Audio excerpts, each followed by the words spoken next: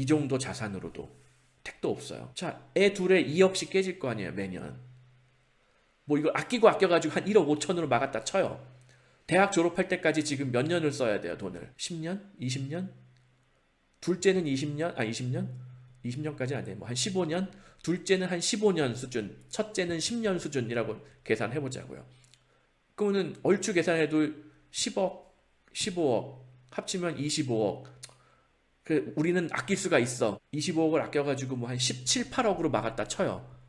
그러면은 평생 예상하는 소득, 물론 뭐 복리를 하고 뭐 여기서 세전이잖아요. 이거 세금 내고 생활비 쓰고 이 부동산이 뭐 아무리 올라봐야 지금 중장기적으로 한국의 부동산이 전망이 그렇게 좋지는 않잖아요. 이 부동산의 위치가 어디 있는지 모르겠지만.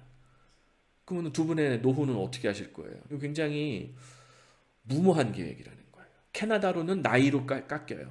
미국으로는 자산이 이게 과연 영주권을 보장받을 수 있는 그런 나라는 아니잖아요. 지금 미국 상황이. 시도는 해볼 수가 있는데 그래도 캐나다보다는 미국이 나아요. 미국에서 뭐 이투 사업 비자를 받든 뭐 대학원 유학 후 취업 후 이민을 한번 시도를 하든 해서 되면은 영주권을 받으면은 그래도 그 돈을 부모가 다 돼야 되는 그 돈을 대출을 받아서 학자금 대출을 받아서 아이들이 알아서 뭐 너네들이 네 이름으로 빚내서 졸업하고 알아서 취업하고 뭐 해서 갚어. 영주권만 있으면. 그래도 그거는 한번 시전해 볼 수는 있다는 거죠.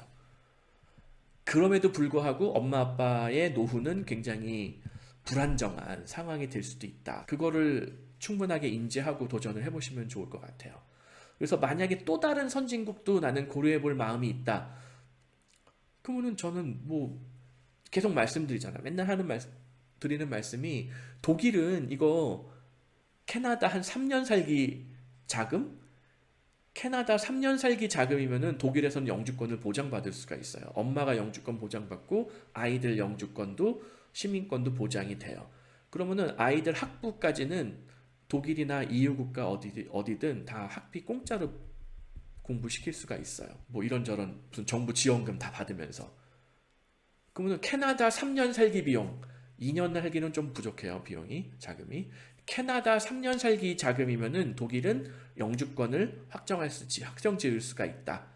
그러면은 아이들 교육을 학사, 석사, 박사를 유럽에서 시키면은 뭐 스위스 뭐 이런 데서 독일, 스위스 이런 데서 시키면은 거의 공짜로 아이들 능력껏 학사, 석사, 박사까지 다 시킬 수가 있다. 그럼에도 불구하고 나는 아이들을 뭐 학사는 독일에서 했더라도 대학원은 뭐 아이비리그를 보내고 싶다. 그러면은 보내면 돼요. 학사만 독일에서 졸업하고 뭐 네덜란드에서 졸업하고 뭐 스위스에서 졸업한 다음에 직장생활 조금 하면서 자기가 돈 벌어서 그때는 미국의 아이비리그 장학금 신청하면은 반장학금 받을 가능성이 더 높아지죠.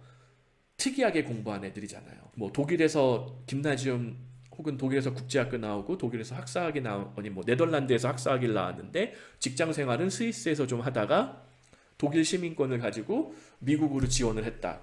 그러면은 아이빌리그 입학 담당자 눈에는 얘는 꼭 받아야 돼. 희한한 애야. 어디 무슨 뭐 캘리포니아의 무슨 뭐 코리아타운에서 문제 찍기 연습해서 들어온 애가 아니야. 어디 뉴욕의 퀸즈에서 동양 애들 무슨 교습학원에서 문제 찍기 해가지고 이 자리까지 온 애가 아니야. 이거 다 알거든요. 미국에서도.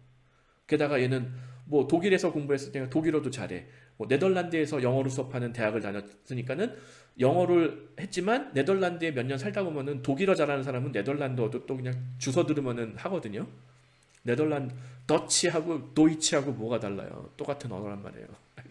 똑같진 않은데 과장하면은. 그리고 뭐 직장 생활은 스위스에서 했다. 어디 뭐 스위스 뭐 취리에서 했다. 그러면 역시 독일어 쓰는 나라예요. 근데 취리이지만 원래 스위스가 뭐 불어도 쓰고 이탈리아어도 쓰는 나라니까 뭐 불어나 이탈리아어도 또 주워 들을 기회들이 생길 거 아니에요. 그러니까는 이 아이들 둘의 커리어를 다른 아이들하고 차별화하고 조금 더 기회를 많이 주고 싶으면은 지금 미국, 캐나다 오히려 미국이 종국적으로 우리 아이는 미국에서 연봉 한 30만 불씩 받았으면 좋겠어. 이게 목표라면은 오히려 캐나다, 미국에서 뭐 허접한 뭐 이런데 그런 남들하고 너무나 뻔하잖아요. 그런 아이들이 뭐 미국 캐나다가 보면 뭐 교민 2세, 3세 뭐 널려 있단 말이에요. 거기다가 뭐 유학생들 뭐 널려 있단 말이에요. 차별화가 안 돼요.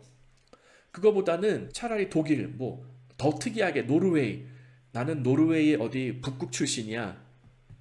뭐 트로나임도 아니고, 트로나임은 북극으로 치죠. 뭐 트롬세 이런 데 출신이야. 그런 데서 학교 다녔었어. 그러면은 훨씬 더 유리하단 말이야. 미국 대학을 진학을 하든 뭐 어쩌든. 그래서 조금 유니버스님이 조금 눈을 조금 더 넓게 보시는 게 좋고, 자, 엄마 아빠의 노후는 어쩔 거냐. 아이들 이거 미국 캐나다 보내서 내 돈으로 다 애들 대학원까지 도대체 얼마의 자금이 소모가 될 것이냐. 엄마 아빠의 노후는 없느냐. 이것도 고민해봐야 되고, 자, 미국 캐나다에서 그냥 뻔한 애들끼리 경쟁하는 거하고 좀 특이한 경로로 가서 경쟁하는 거하고, 어떤 것이 종국적에는 미국에서 뭐 아이비리그라든가 아주 유명한 학교에 뭐 석사과정, MBA, 뭐 로스쿨, 뭐 아니면 미국에서 뭐 뒤늦게 뭐 MCAT 봐가지고 뭐 의대 가지 못할, 의학 전문 대학원 가지 못하라는 법도 없단 말이에요. 그런 거를 선발할 때 절대적으로 특이한 경력이 유리하다. 그래서 너무 뻔한 길로 가시려고 하기보다는 조금 시야를 넓혀서 다양한 기회들을 좀 보시면 좋을 것 같아요.